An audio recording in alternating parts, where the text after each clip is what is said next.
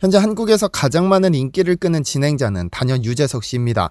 국민 MC라는 수식어가 전혀 아깝지 않을 정도로 재미, 유머, 진행, 노력 뭐 하나 빠질 것 없이 완벽한 남자라는 수식어가 딱 어울리는 남자죠. 젠틀하고 훤칠한 이미지에 큰 키와 탄탄한 몸에서 뿜어져 나오는 수트발은 문 여성들에게 설레임을 주기에 충분합니다. 그래서 수트가 제법 잘 어울릴 것 같은 유재석이지만 그가 고정으로 출연하는 런닝맨에서 신은 신발 때문에 일본과 중국이 동시에 분노를 표출했던 적이 있습니다. 스마트한 유재석은 일본과 중국의 역사 왜곡을 이렇게 대응하고 싶었던 것일까요?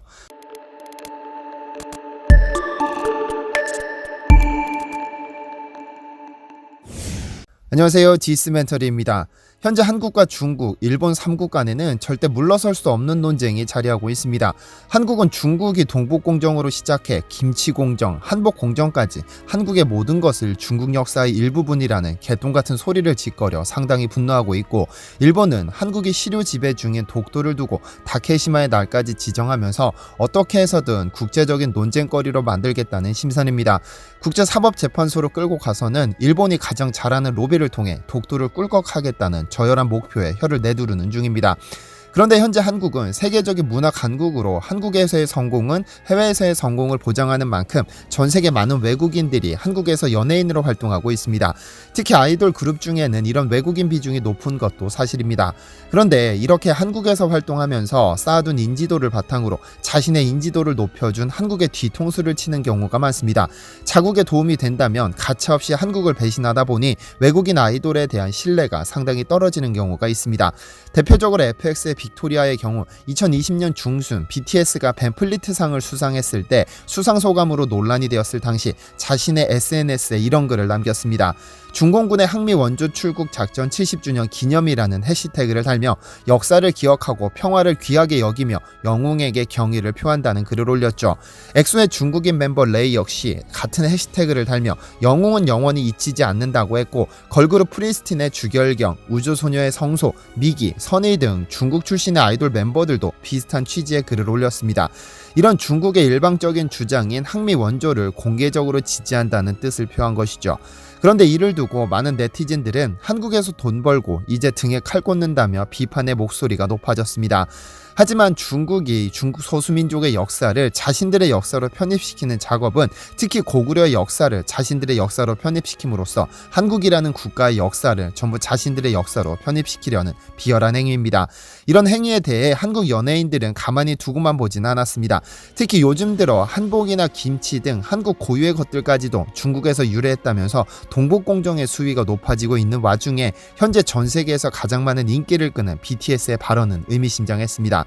지난 2020년 12월 BTS는 미국 코스모폴리탄 잡지와의 인터뷰에서 가장 좋아하는 무대 의상으로 한복을 꼽아 한복은 한국 것이라는 점을 명확히 했고, 이 인터뷰는 유튜브 조회수 590만을 기록했습니다. BTS뿐 아닙니다. 지난 3월 1일에는 뉴욕 타임스퀘어 광고판에는 난데없이 한복을 단아하게 차려입은 한 여성이 등장했습니다. 가수 겸 배우인 전효성 씨는 광고 속에서 밝은 미소와 함께 한복을 곱게 차려입은 모습으로 등장해 보는 이들의 시선을 빼앗았죠. 그리고 해당 광고에는 한국의 전통의상 한복이라는 타이틀을 붙여 한복이 한국 것임을 전 세계에 알렸습니다. 전효성 씨는 자신의 SNS에 우리의 역사와 문화인 한복을 전 세계에 알리기 위해 진행된 뜻깊은 프로젝트에 함께할 수 있어 영광이라면서 하루하루 더 지금에 감사하며 그날의 수많은 희생을 잊지 않고 기억하겠습니다 라고 썼습니다. 그런데 이 광고는 일본과 중국을 모두 겨냥한 광고였습니다. 3.1절은 한국이 일본에게 대응한 운동이었지만 한복은 중국의 노골적인 한복 공정을 겨냥한 것이죠. 그리고 이 프로젝트는 국내 패션 브랜드 라카이 코리아가 함께 참여했습니다. 그런데 일본이 독도를 다케시마라고 주장할 때마다, 중국이 한국 역사를 중국 역사라고 주장할 때마다 꼭 등장하는 기업이 있습니다. 바로 라카이 코리아죠. 라카이라는 브랜드는 미국의 신발 브랜드로 1999년 미국의 릭 하워드와 마이크 캐롤이 설립한 회사입니다. 그러니까 라카이 코리아는 이 브랜드의 한국 법인인 것이죠. 그런데 이 라카이 코리아는 생산하는 많은 제품에 한국을 알리는 태극 문양을 넣는다든지 가장 한국적인 디자인을 넣는 것으로 유명할 뿐 아니라 지난 2020 2020년에는 일본에 우길기를 보내면 전부 소각해주겠다는 우길기 폐기 프로젝트를 공개해 일본 내에서는 2020년 8월에 이슈로 선정되기도 했습니다. 뿐만 아니라 라카이 코리아는 2021년 3.1절을 맞아 독도 팔찌를 판매하는 등 크게 인기를 끌지 못할 수도 있는 제품들을 꾸준히 출시하고 있습니다. 회사 입장에서 적자 폭이 가중됨에도 일본이나 중국의 역사 왜곡에 대항하는 마케팅을 꾸준히 펼치고 있죠. 그런데 이 라카이 코리아가 잘 알려지기도 전에 국민 MC 유재석 씨는 이들을 물밑에서 지원하고 있었던 것으로 보입니다. 유재석 씨에 대한 이야기를 조금 더 해볼까요? 9년 연속 올해를 빛낸 예능인 1위를 차지한 유재석은 20년이 넘는 시간 동안 정상의 자리를 지켜온 명실상부한 대한민국에서 가장 사랑받는 연예인입니다. 그런 유재석에게도 무명의 시절은 있었죠. 올해로 데뷔 30주년을 맞이한 유재석은 개그계뿐 아니라 방송계에서도 상당한 고참에 속합니다. 1991년에 KBS 공채 7기 개그맨으로 데뷔했으니 그 경력이 상당하죠.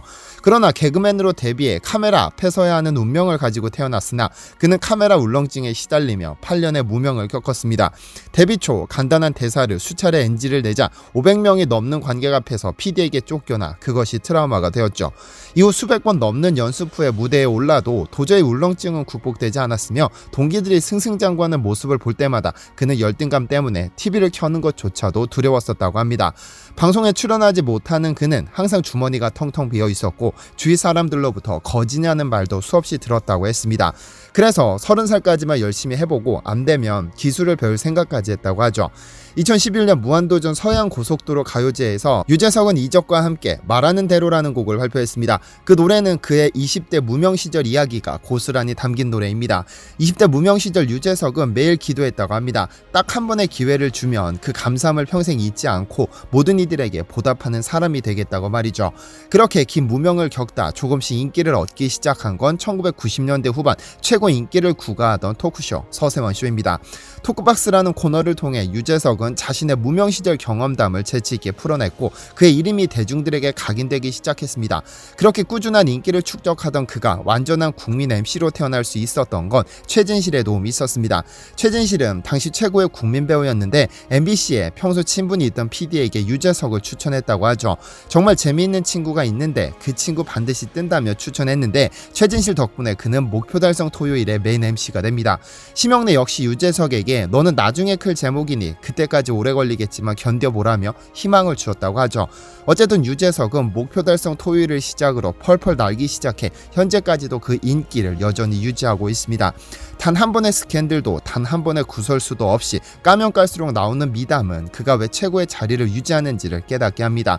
그가 20년간 쌓아둔 이미지 덕분에 유재석은 코미디언으로는 드물게 S급 방송인으로 인정받습니다. S급 배우나 가수들도 모두 유재석과 한번 방송하는 것이 꿈이라고 할 정도로 그의 위상이나 지위는 현재 대한민국 최정점에 있습니다. 그런 유재석이 현재도 인기리에 방영되는 런닝맨에서 착용한 신발 때문에 중국과 일본이 상당히 불편해했던 적이 있습니다. 아무리 유재석이라도 일본과 중국의 역사 왜곡은 눈꼴 사나운 행태로 비춰졌을 것이며 다만 그가 한국의 국민 MC라는 지위 때문에 함부로 말을 꺼냈다가는 국가 간의 논쟁으로 비화될 수 있다는 점을 염두에 두어 쉽게 말을 꺼내지 못했을 것입니다. 그래서 그는 말보다는 행동으로 그의 애국심을 실천했죠. 지난 2017년 12월 10일에 방영된 런닝맨에서 유재석은 멤버들과는 전혀 차별되는 특이한 신발을 착용하고 출연했습니다. 파란색과 빨간색이라는 태그 컬러와 함께 건공감리를 형상화한 유니크한 디자인의 운동화였습니다. 국내에서만 런칭한 한정 제품으로 한국스러움이 물씬 묻어났는데요. 유재석이 이 신발을 신고 등장하자 방송 후 온라인에서는 이 예쁜 신발이 무엇이냐며 검색량이 폭발적으로 증가하기 시작했고 결국 라카이 코리아의 스테디셀러 신발이 되었습니다. 유재석이라는 사람이 직접적으로 라카이 코리아를 지지한다는 것은 말을 할 수 없지만 자신이 가장 큰 영향력을 행사할 수 있는 방법으로 이들에게 힘을 실어준 것이 아닐까 생각합니다. 모든 촬영 전에 대본을 100번 이상 정독하고 모든 것을 챙기기로 유명한 유재석이 아무 생각 없이 우연히 이 신발을 착용할 리는 없을 테니까요. 그런데 이 신발에 힘을 실어준 또 다른 인물이 있습니다. 바로 전 워너원 멤버 강다니엘인데요. 강다니엘은 지난 2017년 마마 스케줄을 소화하기 위해 인천공항을 통해 베트남으로 출국했는데 했는데 이날 그가 신었던 신발이 유재석 씨가 신었던 신발과 동일한 제품이었습니다. 강다니엘의 팬들은 상대적으로 10대 비중이 높을 텐데 10대 소녀 팬들에게 독도에 대한 의미를 새롭게 알릴 수 있는 계기가 됐다며 호평이 이어졌습니다. 그런데 유재석과 강다니엘의 라카이 코리아에 대한 측면 지원에 분노하는 국가는 바로 일본과 중국입니다. 그동안 라카이 코리아가 보여온 행보 때문이죠.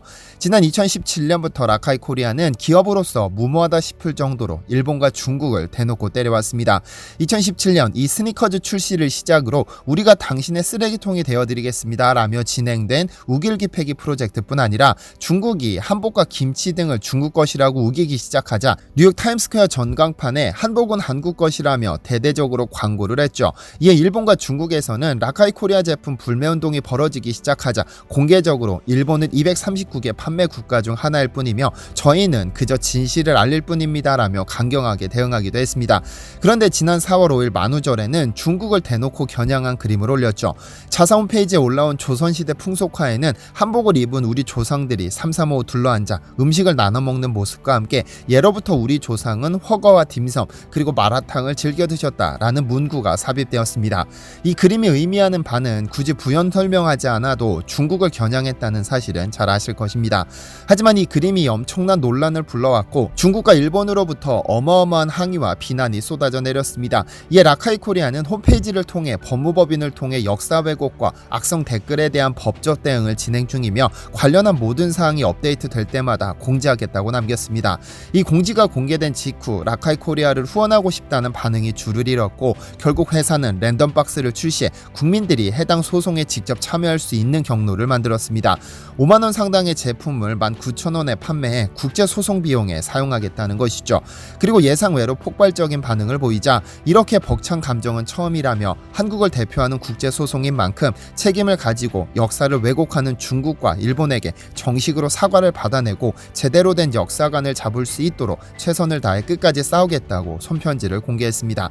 그리고 불과 며칠 만에 그 수를 헤아릴 수 없을 만큼 많은 후원자가 공개됐고 이는 매일매일 업데이트되고 있습니다. 그런 의미에서 저는 오늘 제 채널 이름으로 랜덤박스 5개를 구매했습니다. 곧 제 채널 이름도 업데이트 되겠군요. 시청해주셔서 감사합니다.